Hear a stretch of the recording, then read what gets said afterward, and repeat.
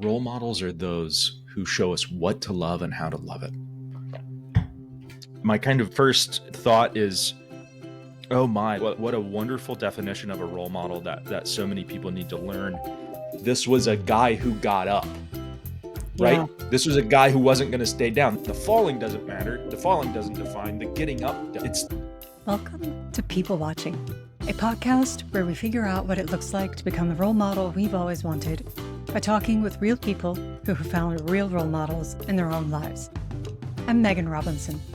Every week, I sit down with a guest, and together we cut through all the noise and identify better sources of hope, creativity, and wisdom as we learn to make decisions about the kind of life we want to live. So join us. Let's do some people watching. My guest today is Christian Shockley. I first met Christian a few years ago when I was interviewing vendors for learning management systems and discovered Pathright.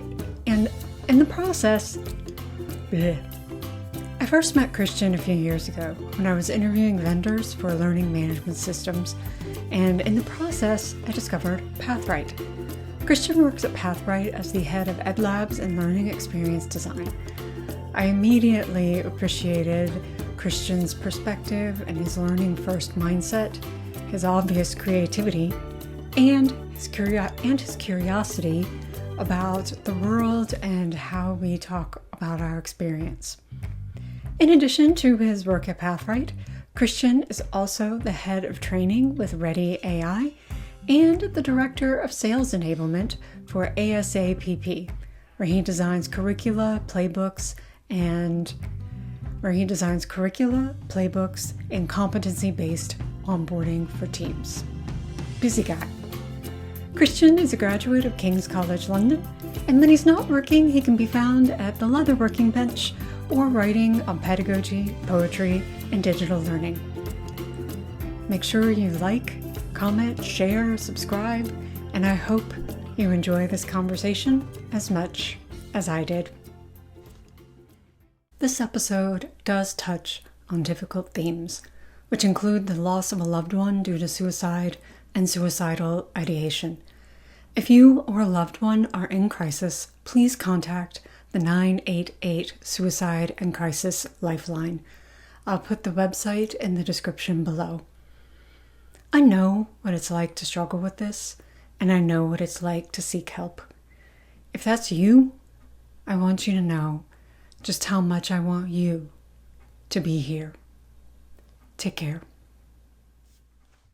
And we're in the studio. Yay! awesome. Welcome. I'm glad to be here. Yay, Christian. It's so good to see you. I'm very much looking forward to our you. conversation. Awesome. As we get started with our conversation, one of the things that I love to do with my guests is to read off conversational touchstones. These are just guidelines, expectations for each other as we talk through these ideas, and also for our listeners so that they know what to expect. So would you start us off reading the touchstones? Sure. Whatever we share is by invitation, not obligation. If either of us is not comfortable pursuing a topic, let's just say I'd prefer not to share. Thank you. Silence is also a partner in our conversation. Feel free to take a moment to reflect without immediately filling the space with words. Leave room for the inner teacher to whisper as well. Be present as fully as possible. This is a space to acknowledge our doubts, fears, and failings as much as it is a space to share our joys, convictions, and successes. Ask open, honest questions. If we're not sure what the other meant in the question or statement, ask.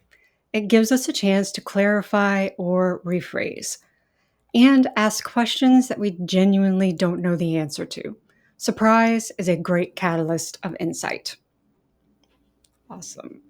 Christian, as we get started, one of the first things I really love to hear about and I'm curious to know about, a little bit about your life journey, but really specifically the things that stand out to you as being especially meaningful and especially formative for who you are and who you've come to be today. That's a great question.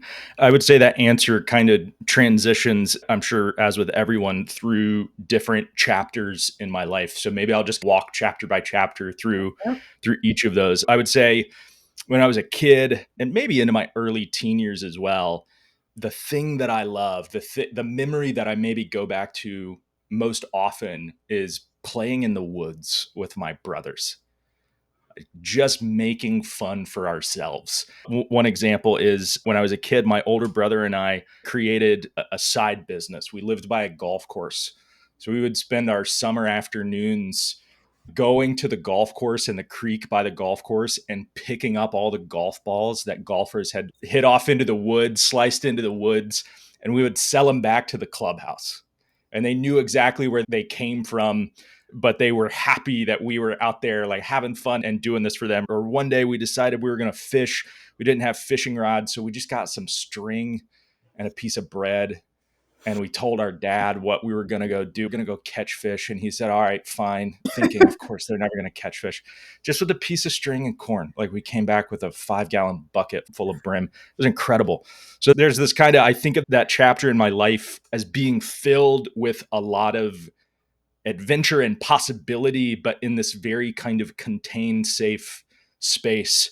That transition for me, I would say maybe around 15, which was a year that brought another kind of really significant change in my life. I actually traveled with this Christian theater group in South Carolina, and we traveled for an entire summer, and we would go to different churches and put on a play. And it sounds weird because I traveled across the Midwest, but it was my first exposure to the world in some ways. Mm. It was my first exposure to other kinds of Christians. It was my first exposure to people who listened to different music or liked Broadway plays. It was the first, I would say, widening of the world. Okay. I'm happy to pause there if you want me to keep going. I can share a few more from later in life. Go Yeah. for go So for I it. would say after that kind of set me off in this trajectory, which marked a lot of moments in my life. When I fell in love with acting, I that year, I didn't just fall in love with acting, I fell in love with words. And there was this mesh and confusion of kid who was really I was always a good kid. I always wanted to obey the rules. I grew up in really conservative fundamentalist Baptist churches. So I had my eyes set on becoming a pastor. That's what I wanted to do, right? Okay. And even that, I can look back and be like, oh, you know what? I was in love with words. I'm Sure. so glad that I was specifically in love with words in the Bible, but I loved talking and communicating and helping and sharing. So anyway, the acting sets me off on this course of loving art and loving theology, the Christian kind of realm that I was growing up in. So I would say a next pivotal moment after that summer traveling was probably a college course when I was in my sophomore or junior year. And I remember it was a class on Milton. Okay. And I remember our professor had us memorize the kind of opening lines to Paradise Lost. I'm actually going to look them up real quick. I'm sorry, Professor Sylvester. I don't have them memorized still. But I remember reading, give me one second. I remember reading these lines and something clicked in me. Like that love of words and the love of theology and the love of communicating and being changed by what another person invests in what they speak, it just broke open. So this is the opening that we had to memorize: of man's first disobedience and the fruit of that forbidden tree, whose mortal taste brought death into the world and all our woe, with loss of Eden, till one greater man restore us and regain the blissful seat. Sing, heavenly muse, that on the secret top of Oreb or of Sinai didst inspire that shepherd who first taught the chosen seed. Just unbelievable words that were rich in meaning. And so this kind of kid who like loved acting and wanted to be a pastor started to discover poetry and how that could like do both, how it could do a lot of discovery for us, which kind of fast forward a few years. And I was introduced to this guy called Christian Wyman. It was I the love first me time some Christian Wyman. he's amazing. So it was my first year living in New York, again, a world widening moment. And I was at that time struggling with really a lot of depression. And I got Mm, rid of the thoughts in my own head. sure. So what I did was I turned to poetry again. And I started reading My Bride Abyss, Christian Wyman's memoir, and memorizing poetry for the first time. One of the first poems I memorized was one of his, 2047 Grace Street.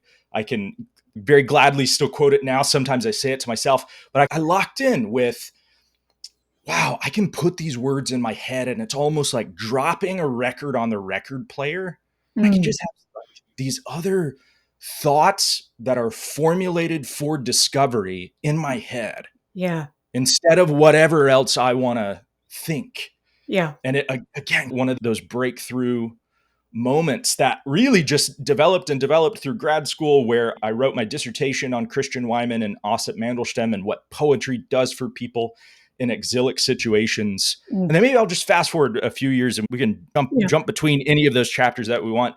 I'd Yeah. say another kind of pivotal moment for me lately has been the passing of my father, Yeah. which was another one of those moments that turned the screws and put me in this uncomfortable position where I had to not only learn really tough lessons, but I had to learn a new way of discovery and a new way of being in the wake of, in the shadow of this massive change. Yeah. It is. I remember a friend of mine saying, we're not afraid of change so much as we're afraid of loss. Mm, And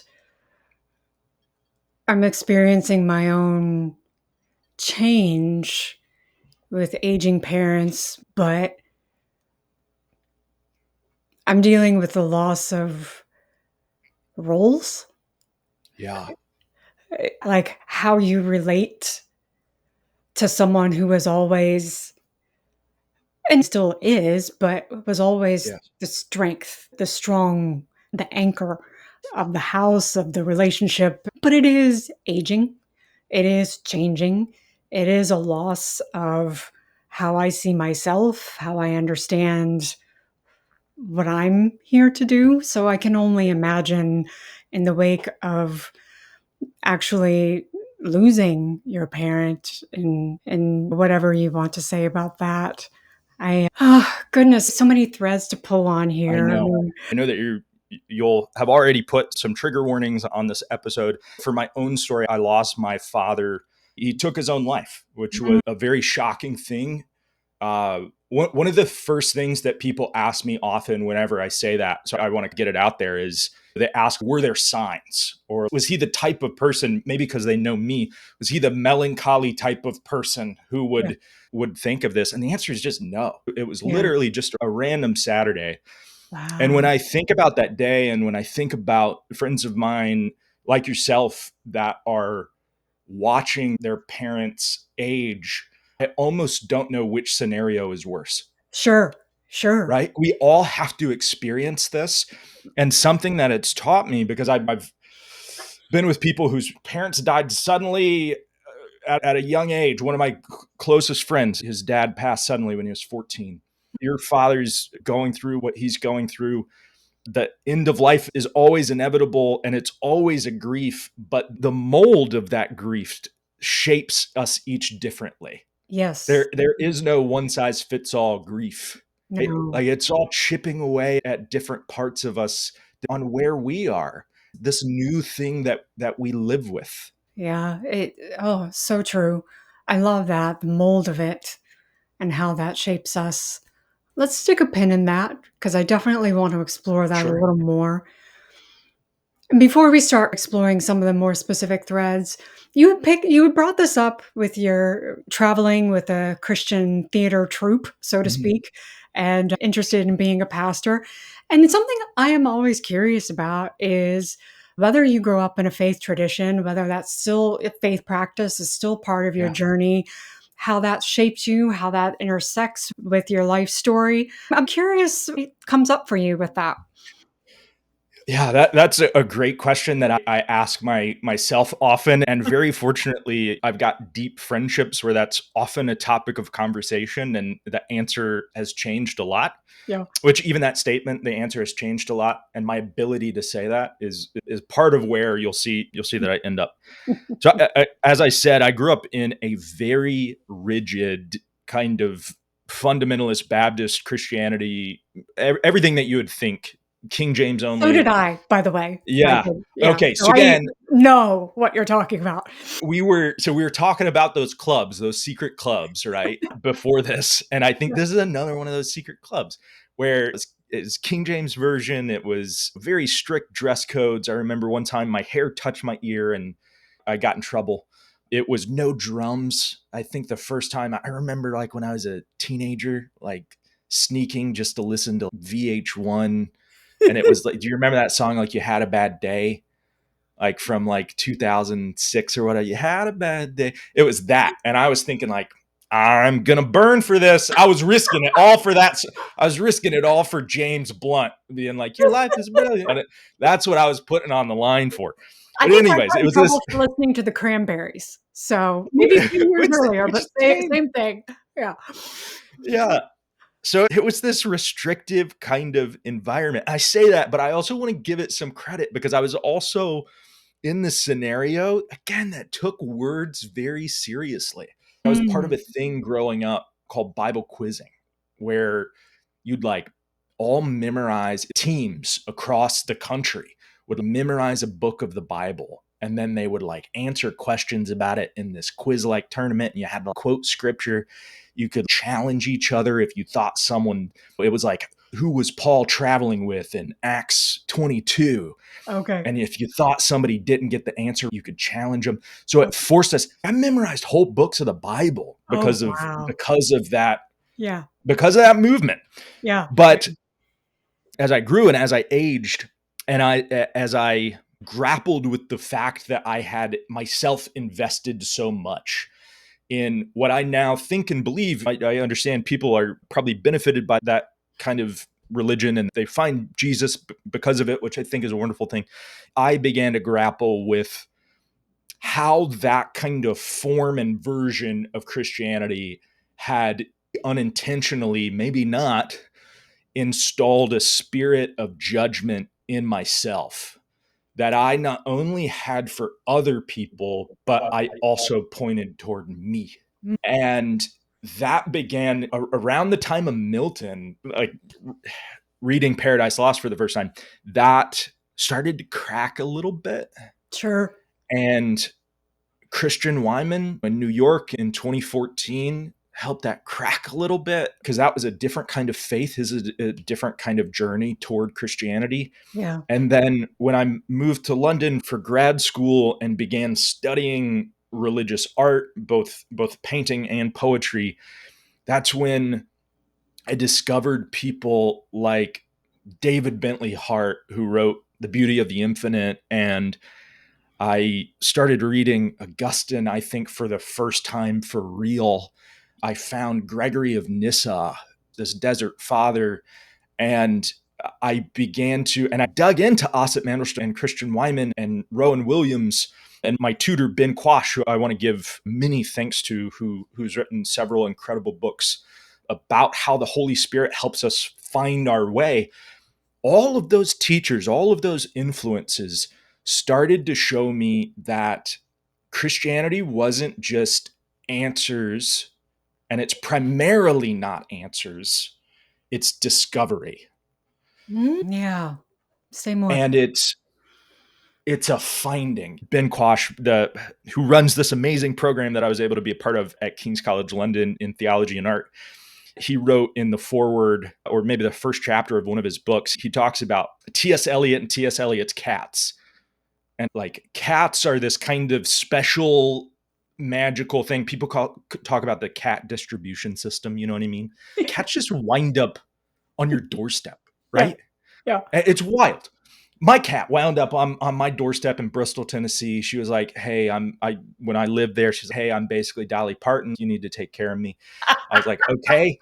She's just been with me for years, right? Like I think she almost threw up on the floor right before this Oh, recording, which is nice. a very cat thing to do, right? But Yes. there's something that is magical about things winding up on your doorstep, and it changes your life, and you now have this thing to take care of or that you're benefited by, and all kinds of things wind up on our doorstep. Sometimes Mm. it's the news that your dad died suddenly. Yeah. Sometimes it's the news that you're sick. Sometimes it's the news that you got that job. I say that to say what folks like Ben Quash and Gregory of Nyssa and Christian Wyman taught me is that there's a large swath of Christianity that ignores the Holy Spirit leading us into discovery. And that large swath of Christianity often will settle on or maybe build a kind of false hope on knowing the answer. Yeah. Yeah. Yeah. So that shift started to take place for me, which was really special. To fast forward to my faith journey now, I'm still a Christian. I know some people who I grew up with might listen to what I just said and they're like, yeah, you're not really a Christian. But I'm still a Christian, and Yeah. it boils down to, for me personally, much of my kind of faith life now is about that discovery through the Spirit. And it boils down to this bedrock of what I think is the most beautiful idea in Christianity that only Jesus could and the Spirit equip in us, which is the idea of neighborliness, that we can love the people near us. And this, like, in this, like, endlessly translatable and transferable idea. It Yeah. does not matter where you go. Like, the concept of neighborliness is going to be special to people. Yeah. Yeah. That was a very long answer to your No, question. I love that. I love that because I think that's one of the things that I'm exploring, thinking about. I'm calling it proximity, but neighborliness Mm, is that. Is there is something about our presence to and with each other, yeah. but it's also the quality of that presence, right? Mm, And it's about seeing and being seen. It's about knowing and being known. And my background is in communication and studying human communication. And it's what is communication for? What is yeah. the point of this? Because everything in the universe communicates. Atoms communicate, right? Yeah. Animals communicate. So, what is the point of human communication? And I love that line from Rilke, two solitudes meeting. Yes. And it's about that. It's about the sense that, oh, I'm no longer like, maybe I will always be in some respects a solitude, but there is a possibility of bridging that and being known by someone Yeah. else. And so that for me is the point of human communication. That's what neighborliness is meant to do. It's to help foster, is to help say, oh, I have this piece, you have that piece. Maybe if we bring them together, we'll make a bridge. Yeah. That's beautiful. It reminds me of Jonathan Edwards, and his Mm. kind of concept of beauty was built on this idea of basically the way I phrase it, and this is probably a gross simplification, is like this network of invisible strands of love that connect Mm, us. And what mm, beauty is whenever we make that connection. And kind of mm. he had this framework of there's like a lower connection, like when we do things like connect with a cat or a dog, or we look at nature and we find it beautiful. But that higher level is whenever we have this communion with God and each other. And it's this unbreakable strand that builds what beauty truly is, which is, as you're Mm. saying, that that togetherness, Yeah. that ability to overcome solitude. Yeah. Yeah. And I think that's one of the things that I think it's a human struggle. I don't think it's unique to our time or our place, but Mm, I think it is exacerbated by so many of the habits and so many of the structures we have around us is that our sense of solitude overwhelms everything else. yeah, And we forget or we lose track of or we don't know how to bridge that gap. We don't know how to maybe hold that solitude in perspective because there is a good thing about interiority and solitude and silence and you what is it Pascal said, it's like something about man's inability to sit in a room by himself. yeah, yeah. And so it is something, there is value to that, but I think it has to be held in proportion with that going out as well and learning how to do that well and learning how to do that. And I that's think that's partly what these conversations are about. That's what this podcast is about. How do we learn to do that? How do we do that? which is so odd. Like these are the kind of conversations that people should be having. Like Yeah. I'm not even thinking about my phone. I think that you're right that, so much of maybe to yes and that idea, so much of life now is neither true solitude nor true connection. We allow ourselves to dip in this uncanny valley of faux connection. And I'm not a person who's like a technology hater or a social media hater. It's been a lifeline for me, right? Sure. But if I total up all the minutes and, if we're honest, the hours that we often spend on social media, like there are probably 10 to 15 minutes, maybe even out of every hour, that's like true connection. Like my childhood best friend, we primarily talk meaningfully through Instagram. That's awesome.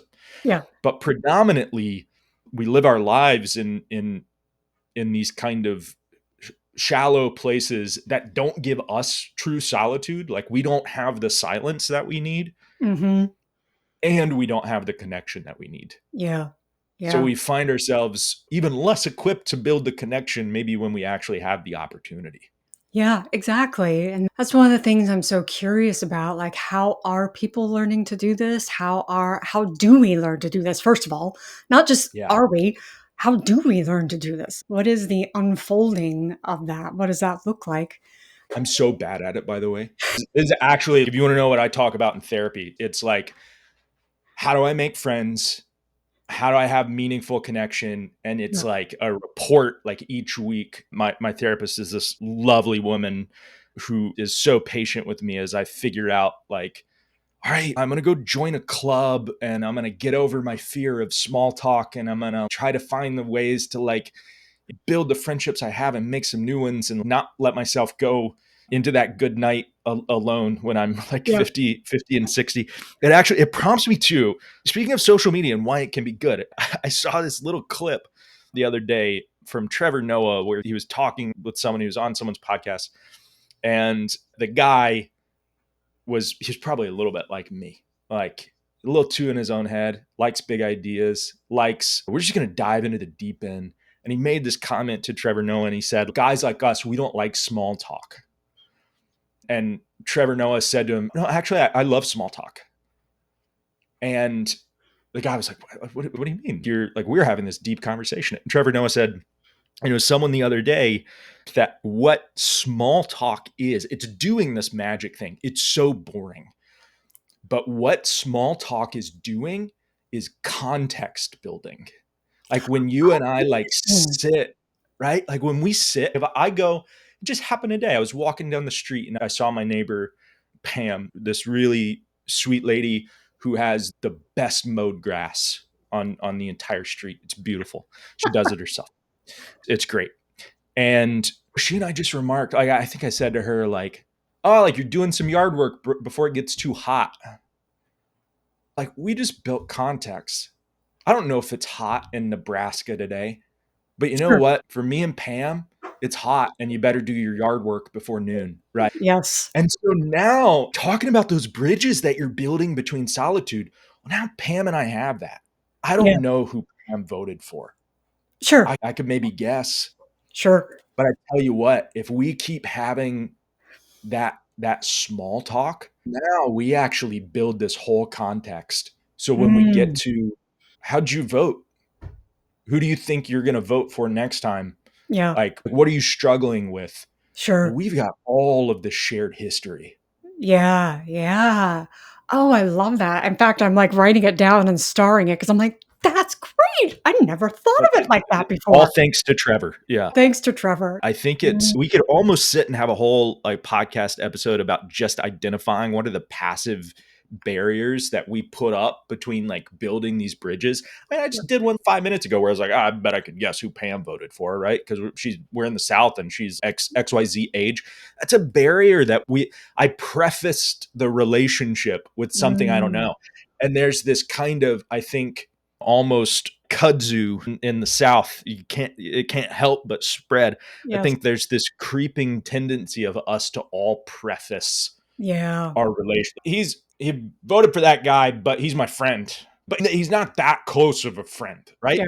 Or yeah, they do this behavior that I don't like. Yeah, they like this music genre or whatever that I find distasteful, but then they're not that close of a friend. We preface all of these relationships and beliefs and ideas to, I don't know, insulate ourselves from potential ridicule and Yeah. potential isolation. And Yeah. in the meantime, like we're isolating ourselves like from Mm. the very thing that we want. Again, I come back to poetry. It's why I found it so meaningful. This move from like answer to discovery, where like poetry didn't require me to have a preface.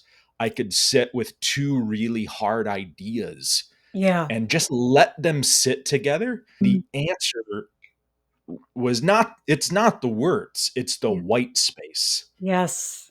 It's Yeah. just having that line break and feeling the weight, not knowing if the message is going to turn. It's T.S. Eliot. He says, teach us to care and not to care. Teach us to sit still. It's exactly that. It's Yeah. can I learn to just sit in the white space without a preference, without a preface or a Mhm. preference? Man, that's a good misspeak. And just, as you say in your opening, embrace that silence, be present, Yeah. be open to something that I'm uncomfortable with. Yeah. One of the theorists that I studied in communication is Kenneth Burke. He's actually a Mhm. literary critic and a literary writer. I don't know the name. Yeah, I didn't know before I got into communication, like before I was studying that, but he has this very small, very short essay called Literature as Equipment for Living. And he's Oh, specifically talking about proverbs, like the little sayings, bird in the hand, worth two in the bush, yeah. those kinds of sayings. And he's basically talking about these are actually like we can use these as strategies for dealing with life. Oh, that's beautiful. And oh, it's fantastic. I love this concept. And so now we can expand this. Movies are equipment for living. And what you were just talking about with poetry, that was what was coming to mind is like this Yeah. the poetry for anybody. Let's be perfectly clear. Poetry is for everybody. But Yes. really for you, what you have found in it is that equipment for living and that equipment for faith as well as like, how do I do this thing? 100%. Yeah. Yeah. Yeah. I don't know how I would live without that tool, to be honest. I don't know what kind of, I can guess. I would probably be like a pastor in North Carolina insisting on the King James Bible. And that could be a good life too. But yes, I would say I am so grateful that, thank you for sharing Kenneth Burke. I'm grateful that I found that tool and that it's enabled me to discover of judge, even though I'm just as Yeah. likely to judge Oh, as anybody else. It's so hard yes. to get that out of ourselves.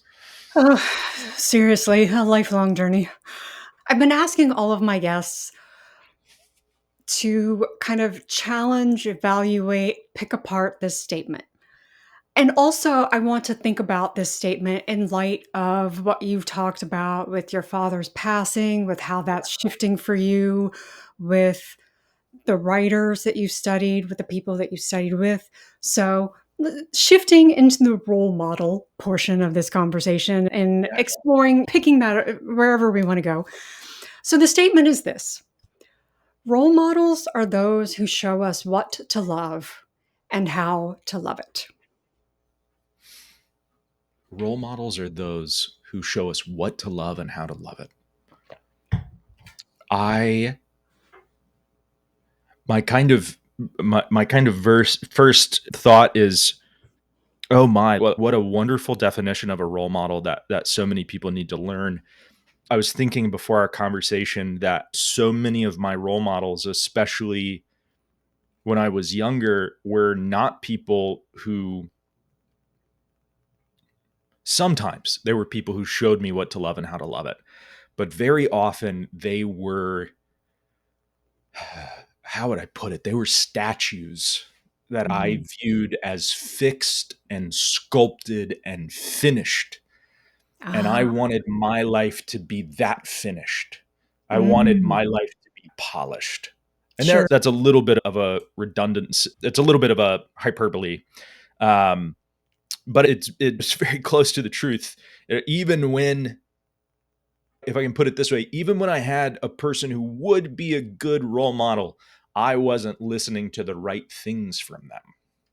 Oh, interesting. Yeah. If you're like this moody, melancholic kid who grew up in a place that might not be like the most intellectual or might not encourage you to read books or read adventurously, as soon as you discover Hemingway, it's a cliche, right? Then you're like, oh my goodness, like this guy, how cool is he? I'm gonna be like that.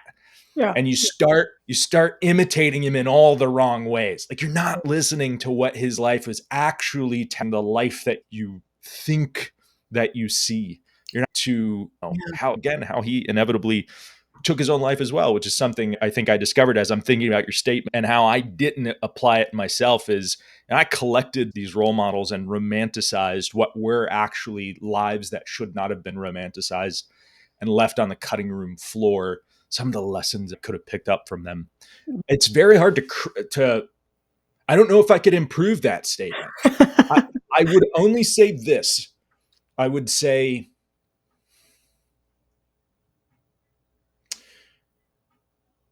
and this goes back to poetry perhaps, they show us what to love and how to love it.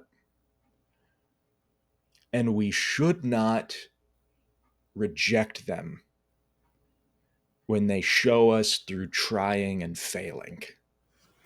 I love that. And what I mean by that is I want to learn from the imperfections. And I don't want to put a preface on their life. Mm. Like we were talking about, a little callback. I don't want to have to say, I learned, and it's cliche for a white guy my age to like David Foster Wallace, but I love him. I've never read Infinite Jest, so I don't fit into the memes about guys liking copies of Infinite Jest. His short stories and his essays are better. I'll die on that hill. But I don't want to. I don't want to have to say David Foster Wallace is a great guy who I learned a lot from. He did also take his own life, Yeah. so take it with your. I don't want to preface his life like that. Sure.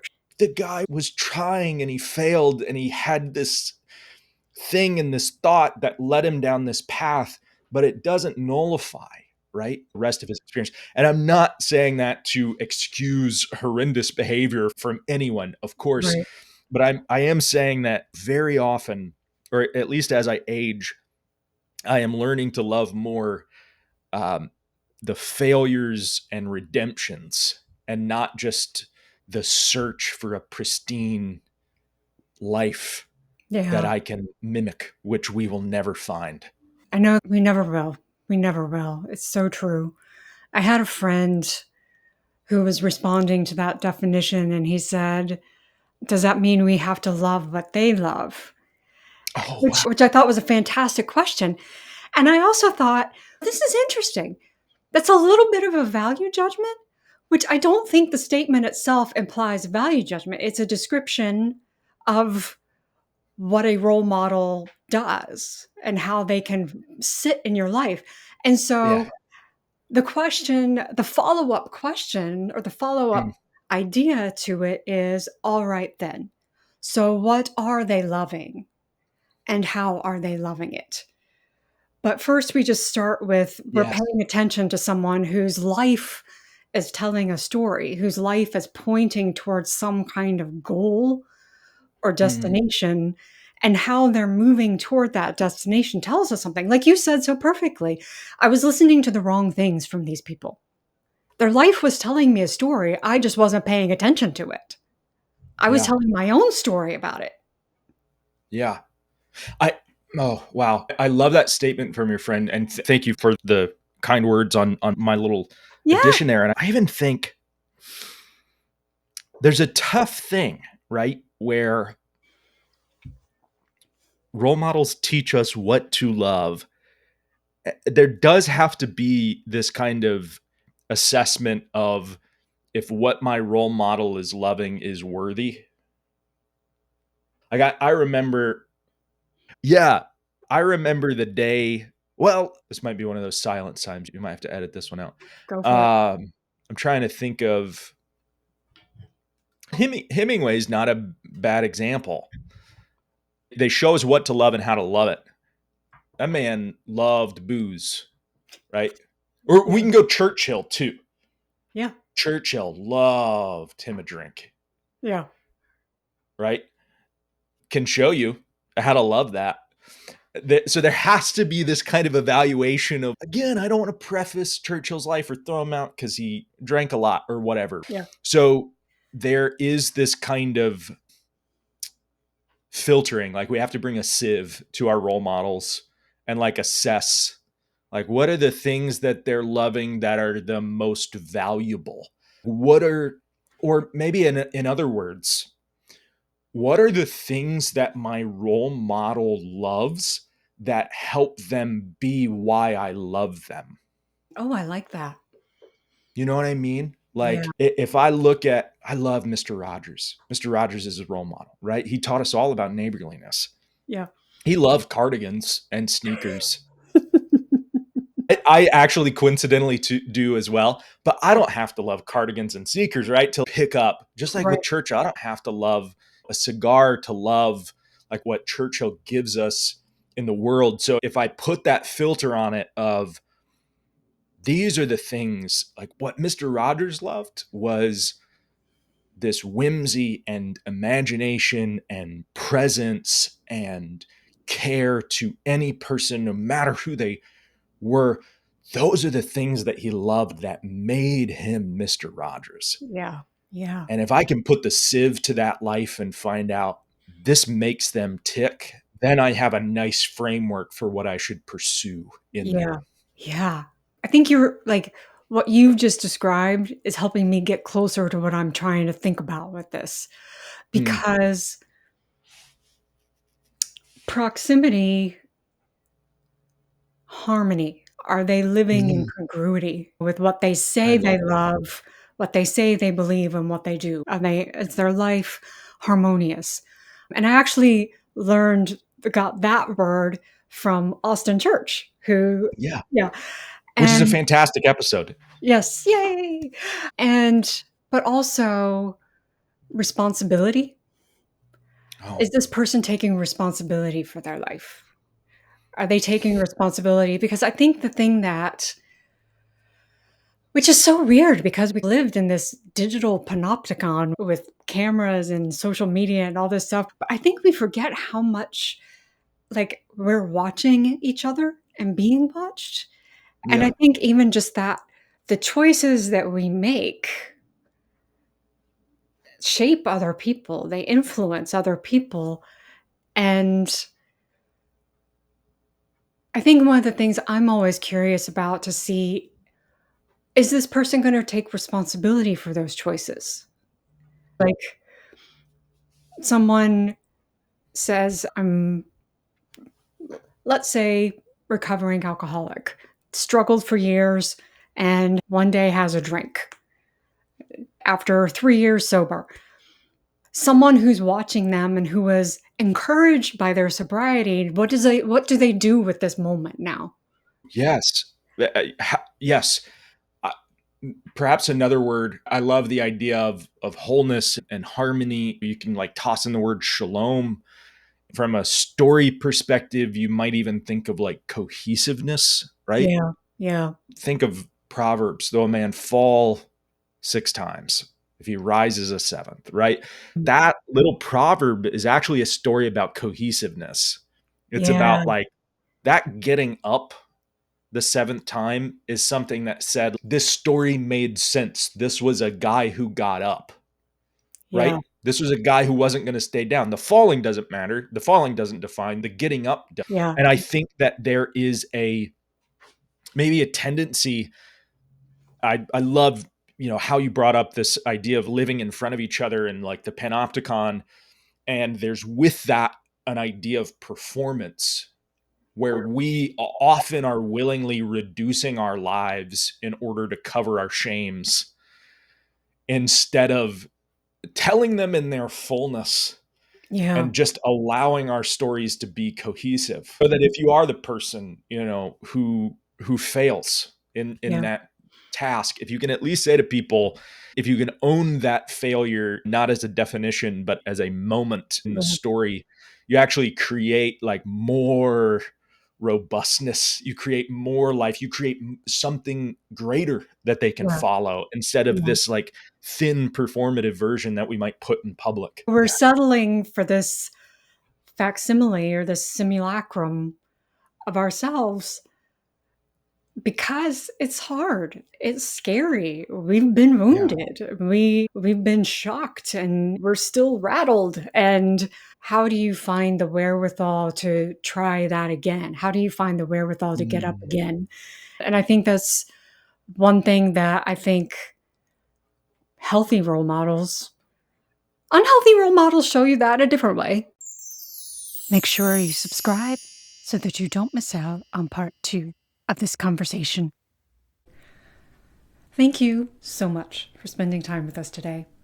I hope you found something that resonated with you and that encourages you to become more hopeful, creative, and wise in your own life. Make sure to check out the links in the description below and like and subscribe if you enjoy this episode. Shalom.